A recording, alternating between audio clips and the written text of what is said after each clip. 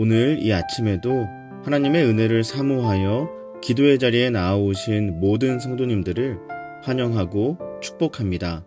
이 아침 우리에게 주신 하나님의 말씀은 구약성경 열왕기상 22장 41절에서 53절까지의 말씀입니다.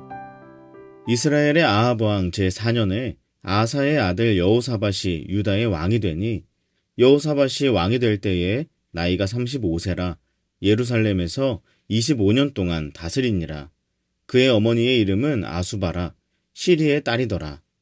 여호사밧이 그의 아버지 아사의 모든 길로 행하며 돌이키지 아니하고 여호와 앞에서 정직히 행하였으나 산당은 폐하지 아니하였으므로 백성이 아직도 산당에서 제사를 드리며 분향하였더라. 여호사밧이 이스라엘의 왕과 더불어 화평하니라.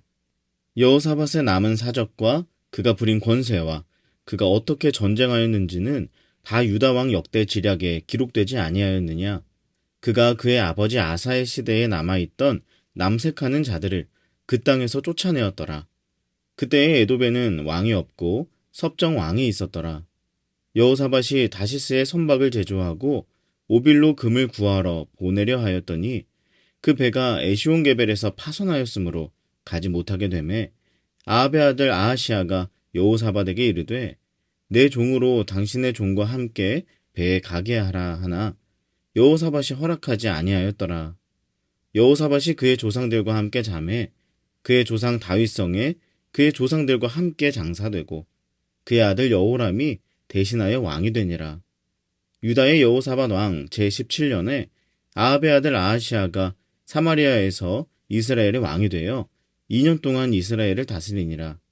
그가 여호와 앞에서 악을 행하여 그의 아버지의 길과 그의 어머니의 길과 이스라엘에게 범죄하게 한 느밧의 아들 여로보암의 길로 행하며 바알을 섬겨 그에게 예배하여 이스라엘의 하나님 여호와를 노하시게 하기를 그의 아버지의 온갖 행위같이 하였더라.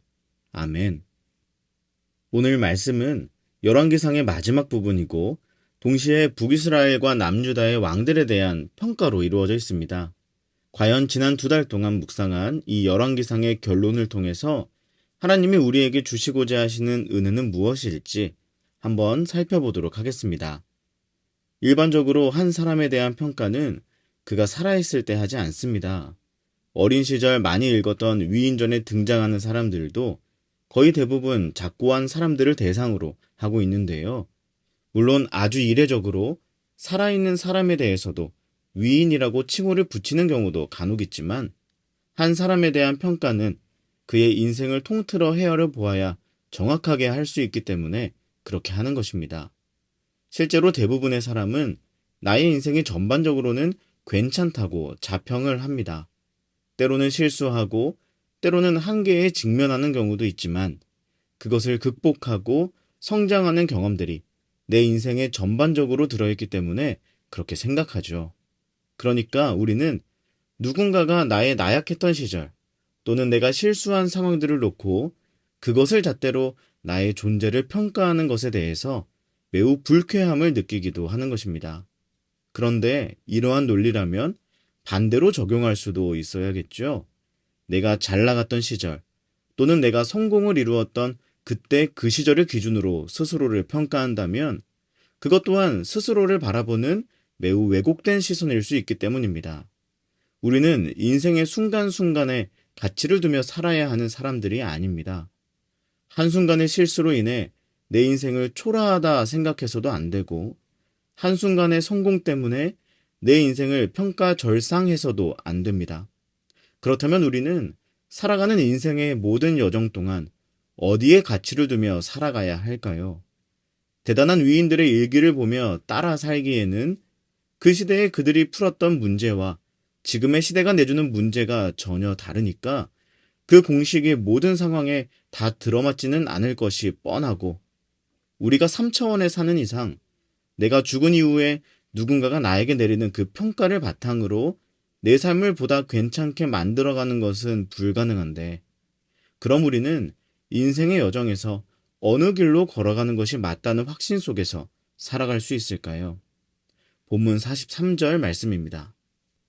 여호사밧이 그의 아버지 아사의 모든 길로 행하며 돌이키지 아니하고 여호와 앞에서 정직히 행하였으나 산당은 패하지 아니하였으므로 백성이 아직도 산당에서 제사를 드리며 분향하였더라. 아멘. 여호와 앞에서 정직히 행하였으나 이것이 바로 그 해답입니다. 성경에 보면 정직함은 하나님과 교제하고 마음을 나눌 수 있는 상태를 이야기합니다. 저는 하나님 앞에 정직하게 사는 것이 제 모든 인생의 기도 제목이기도 한데요. 왜냐하면 하나님께서는 언제나 제게 정직하신 분이기 때문입니다. 하나님은 언제나 자신의 마음과 생각을 우리에게 감추거나 포장하여 알려주시지 않습니다. 원래 생각은 A인데 B라고 포장해서 보여주시지 않아요. 그러니까 우리는 그것을 헷갈릴 필요가 없는 것입니다. 하나님이 우리에게 A라고 하시면 원래는 B라고 생각하시면서 A라고 말씀하시는 건가, 이런 고민을 할 필요가 없다는 말입니다. 하나님이 A라고 말씀하시면 A로 받고 그렇게 살면 되는 것이죠. 그래서 하나님의 말씀은 언제나 옳으신 것입니다. 우리에게 주신 말씀 중에 어느 하나 틀린 말씀이 있을 수가 없죠. 모든 지혜의 근원이신 하나님께서 우리에게 정직하게 말씀하시니 그 말씀은 언제나 옳은 것입니다. 그러면 우리가 그 말씀에 정직하게 반응하고 그 말씀대로 살아간다면 우리의 인생이 어떻게 될까요? 하나님 보시기에 바른 길로 나아갈 수밖에 없지 않겠습니까? 그래서 여호와 앞에서 정직히 행하였으나 이 문장에 정직히라는 원어의 뜻을 보면 정직한, 옳은, 바른, 의로운 이러한 의미가 담겨 있기도 한 것입니다. 사랑하는 여러분, 하나님 앞에서 정직하십시오. 그것이 여러분의 인생을 바르고 옳은 길로 인도할 것입니다. 오늘 열왕기상의 결론에 등장하는 두 왕에 대한 적나라한 비교를 보십시오. 52절에 보면 하나님께서 북이스라엘의 아하시아 왕에 대해서 어떻게 평가하십니까? 여호와 앞에서 악을 행하여 라고 말씀하십니다. 그럼 그와 반대되는 유다의 여호사밧에 대해서는 여호와 앞에서 선을 행하여 라고 말씀하셔야 맞지 않습니까? 그런데 그런가요? 아니죠. 조금 전에 읽었던 43절 말씀을 보면 뭐라고 나옵니까? 여호와 앞에서 정직히 행하였으나. 사랑하는 여러분, 내가 하나님께 얼마나 선한 일을 했는지 하나님은 그것으로 여러분의 인생을 가늠하지 않으십니다. 우리의 선한 공로가 아무리 많이 쌓인들 그것이 어찌 우리를 하나님 앞에서 의롭게 만들 수 있겠습니까? 절대 그럴 수가 없습니다. 선한 행실하는 만큼, 아니 그 이상으로 무너지고 악한 행실을 범하는 것이 우리 인생의 더 부지기수 아닙니까? 그런데도 인생에 몇 번 했던 그 선한 일로 하나님을 감동시키려고 한다면 그거 참 어리석은 일이죠.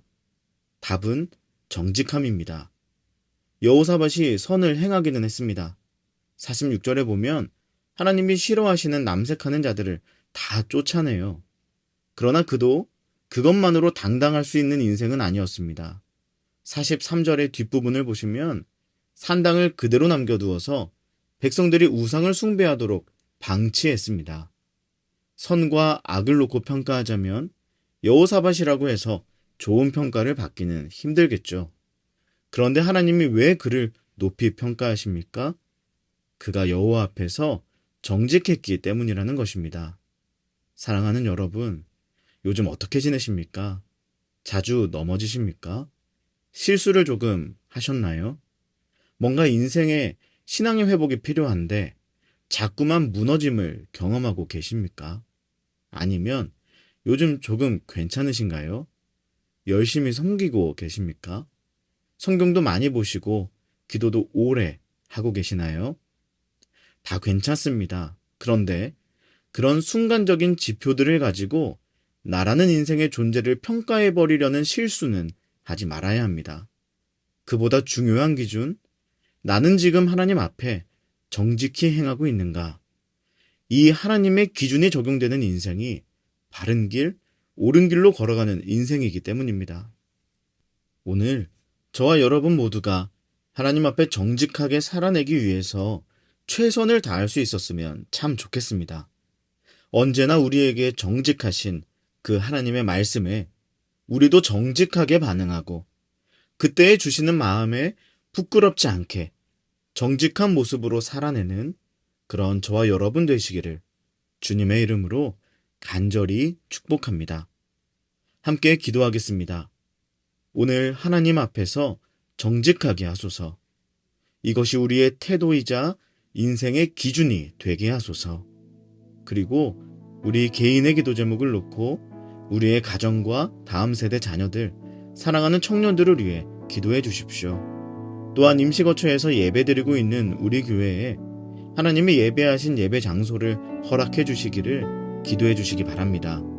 마지막으로 나라와 민족과 온 열방을 위해서 한마음과 한뜻으로 기도하며 나아가겠습니다. 함께 기도하시겠습니다.